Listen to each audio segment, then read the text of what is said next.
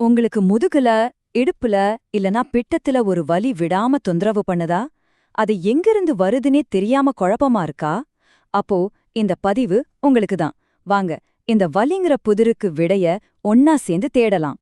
நம்ம உடம்போட wiring system, அதாவது நரம்பு மண்டலம் ரொம்பவே சிக்கலானதுங்க. அதனால உங்களுக்கு வலி ஒரு இடத்துல தெரிஞ்சா பிரச்சனையோட ஆணிவேர் அதே இடத்துல இருக்கணும்னு எந்த அவசியமும் இல்ல. இதனாலதான் டாக்டருங்களுக்கு இத கண்டுபிடிக்கிறது ஒரு பெரிய புதிராட்டம் இருக்கு. உங்க இடுப்புல, பிட்டத்துல இல்ல முதுகுல வர்ற அந்த வலி நீங்க நினைக்கிற காரணமா இல்லாம வேற ஏதாச்சும் இருந்தா என்ன பண்றது? இந்த ஒரு முக்கியமான கேள்வியில இருந்து தான் நம்ம தேடலே ஆரம்பிக்க போகுது. வாங்க, இந்த மெடிக்கல் மர்மத்தை ஒன்னா சேர்ந்து உடைப்போம். சரி, நம்மளோட இந்த இன்வெஸ்டிகேஷன்ல டாக்டருங்க முதல்ல சந்தேகப்படுற 2 மெயின் சஸ்பெக்ட்ஸ் யாருன்னு பார்க்கலாம். இங்க பாருங்களேன், முதுகுத்தண்டிலிருந்து வர்ற வலியும் சரி, இடுப்பு மூட்டுல இருந்து வர்ற வலியும் சரி, ரெண்டுமே கிட்டத்தட்ட ஒரே மாதிரி பிட்டம், தொடைன்னு பரவுது.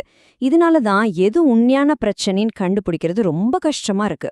பொதுவா சொன்னா முதுகுத்தண்டு பிரச்சனைனா நீங்க குனிஞ்சு நிமிரும்போது வலி அதிகமாகும். ஆனா இடுப்பு மூட்டு பிரச்சனைனா ரொம்ப தூரம் நடந்தா வலி அதிகமாகும். ஆனா பிரச்சனை என்னன்னா இந்த வித்தியாசம் எல்லாருக்கும் எல்லா நேரத்திலும் இவ்ளோ தெளிவா தெரியாது. சரி, நம்மளோட இந்த இன்வெஸ்டிகேஷன்ல இப்போ ஒரு ட்விஸ்ட். நாம் அதிகமா கண்டுக்காத மறைஞ்சிருக்கிற ஒரு 3வது சஸ்பெக்ட் பத்தி இப்ப பார்க்க போறோம். கேட்டா ஆச்சரியப்படுவீங்க. நாள்பட்ட முதுகு வலின்னு வர்ற கேசுகள்ல கிட்டத்தட்ட கால்வாசி, அதாவது ஒரு 25% பேருக்கு வலிக்கு உண்மையான காரணம் சாக்ரோ இலியாக் ஜாயிண்ட், அதாவது எஸ்ஐ ஜாயிண்டா தான் இருக்குன்னு ரிசர்ச் சொல்லுது. இந்த எஸ்ஐ ஜாயிண்ட் நம்ம உடம்போட மேல் பகுதியையும் கால்களையும் இணைக்கிற ஒரு முக்கியமான ஷாக் அப்சார்பர் மாதிரி. இது நம்ம முதுகுத்தண்டோட அடிப்பகுதியையும் இடுப்பு எலும்பையும் கனெக்ட் பண்ணுது. ஆனா இது ஒரு பக்கா மாறுவேடுதாரி. மத்த பிரச்சனையோட அறிகுறிகளை அப்படியே காப்பி அடிக்கும். அதனால இதை கண்டுபிடிக்கிறது ரொம்பவே கஷ்டம். அப்போ இந்த ஜாயிண்ட் எப்படி இவ்ளோ ஸ்டேபிளா இருக்கு? 2 விஷயம்தான். ஒன்னு ஃபார்ம் க்ளோஷர், அதாவது அதோட எலும்புகள் ஒரு ஜிக்ஸா பசில் மாதிரி ஒன்னோட ஒன்னு கரெக்டா லாக் ஆகியிருக்கும். 2வது ஃபோர்ஸ் க்ளோஷர், அதாவது சுத்தி இருக்கிற தசைகளும் தசை நார்களும் ஒரு பாலத்தை தாங்கி பிடிக்கிற கேபிள்ஸ் மாதிரி இதை இறுக்கமா பிடிச்சுக்கும். சரி வாங்க, ஒரு டாக்டர் எப்படி ஒரு டிடெக்டிவ் மாதிரி வேலை செஞ்சு பேஷண்ட் சொல்ற கதையையும் பிசிக்கல் எக்ஸாமையும் வச்சு சந்தேகப்படுற ஆட்களோட லிஸ்ட குறைக்கிறாங்கன்னு பாப்போம். இந்த மருத்துவ புலனாய்வுல 2 ஸ்டெப் இருக்கு. ஸ்டெப் 1 உங்க வலியோட முழு கதை, அதாவது உங்க pain history. Step 2 physical exam. ஒரு பேஷண்ட் சொல்ற சில விஷயங்கள் நேரடியா எஸ்ஐ ஜாயிண்ட் மேல சந்தேகத்தை உண்டாக்கும்.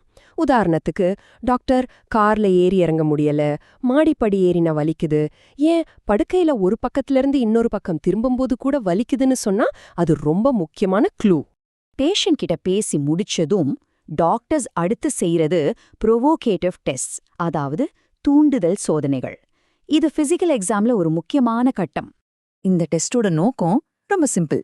எந்த ஜாயிண்ட் மேல சந்தேகம் இருக்கோ அதை மட்டும் மெதுவா அசைச்சு பாப்பாங்க. அப்படி செய்யும்போது பேஷண்ட்டுக்கு எப்பவும் வர்ற அதே வலி திரும்பவும் வருதான்னு செக் பண்றதுதான் இதோட ஐடியா. இங்க முக்கியமான விஷயம் என்னன்னா, ஒரே ஒரு டெஸ்ட் மட்டும் பாசிட்டிவா வர்றதை வச்சு எதையும் முடிவு பண்ண முடியாது. ஒரு டிடெக்டிவ் எப்படி பல சாட்சிகளை ஒன்னா சேர்க்கிறாரோ அதே மாதிரி குறைஞ்சது 3 டெஸ்டாவது பாசிட்டிவா இருந்தாதான் சந்தேகம் உறுதியாகும். சரி, இப்போ நம்மகிட்ட வலுவான சந்தேகம் இருக்கு. ஆனா இத 100க்கு 100% கன்ஃபார்ம் பண்ண ஒரு ஃபைனல் ஸ்டெப் இருக்கு. இப்போ நம்ம அந்த குற்றவாளிய ஆமா நான் தான் காரணம்னு ஒப்புக்கொள்ள வைக்கணும். அது எப்படி? அதுக்கு தான் இந்த டயக்னாஸ்டிக் இன்ஜெக்ஷன். எக்ஸ்ரே வழிகாட்டுதலோட ரொம்ப துல்லியமா எந்த ஜாயிண்ட் மேல சந்தேகம் இருக்கோ அதுக்குள்ள ஒரு மரத்து போக வைக்கிற மருந்த ஊசி மூலமா செலுத்துவாங்க. மெடிக்கல் ஃபீல்ட்ல ஒரு வலியோட உண்மையான மூல காரணத்தை கண்டுபிடிக்கிறதுக்கு இந்த இமேஜ் கைடட் இன்ஜெக்ஷன்ஸ் தான் கோல்ட் ஸ்டாண்டர்ட். அதாவது இதுதான் மிக துல்லியமான முறை. இது எப்படி வேலை செய்யுதுன்னா ரொம்ப சிம்பிள். அந்த மரத்தை போக வைக்கிற மருந்த போட்டதும் உங்க வலி போயிருச்சுன்னா பிரச்சனை அந்த ஜாயிண்ட்ல தான் இருக்குன்னு கன்ஃபார்ம் ஆயிடுச்சுன்னு அர்த்தம்.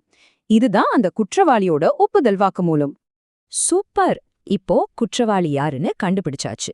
சோ இந்த கேஸை க்ளோஸ் பண்ணிட்டு நோயறிதல்ல இருந்து சிகிச்சைக்கு எப்படி போறதுன்னு பார்க்கலாம். இந்த இன்வெஸ்டிகேஷன் எதுக்கு இவ்ளோ முக்கியம்னு இப்போ உங்களுக்கு புரியும். வலிக்கான உண்மையான காரணத்தை சரியா கண்டுபிடிச்சிட்டா அதுக்கப்புறம் ட்ரீட்மெண்ட் ரொம்ப ஈஸி. அந்த பிரச்சனைக்குன்னு டார்கெட் பண்ணி பிசியோதெரப்பி பண்ணலாம், ஸ்பெசிஃபிக்கான பயிற்சிகள் செய்யலாம், அழற்சியை குறைக்கலாம், தேவைப்பட்டா ஊசிகள், ரேடியோ ஃப்ரீக்வன்சி சிகிச்சை, ஏன் சில சமயம் சின்ன அறுவை சிகிச்சை வரைக்கும் சரியான பாதையை தேர்ந்தெடுக்க முடியும். மொத்தத்துல நாம சொல்ல வர விஷயம் இதுதான்.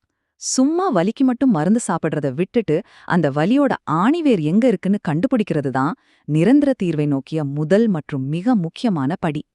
அப்போ நாள்பட்ட வலிய பொறுத்தவரை அதோட உண்மையான காரணத்தை கண்டுபிடிக்கிறது தான் எல்லாத்தையும் விட சக்தி வாய்ந்த மருந்தா? யோசிச்சு பாருங்க.